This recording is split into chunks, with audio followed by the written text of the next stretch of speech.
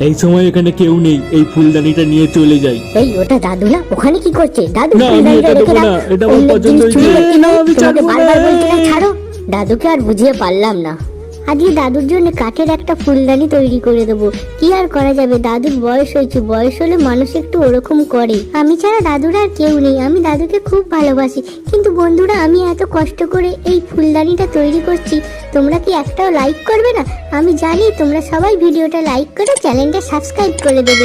তোমরা খুবই ভালো, কমেন্ট করে বলবে কিন্তু নিজের দাদুকে কে কে ভালোবাসো। এবার ফুলদানিটা দাদুকে দিয়ে আসি। এই নাও দাদু, তোমার ফুলদানি, আর কোনোদিনও চুরি করবে না।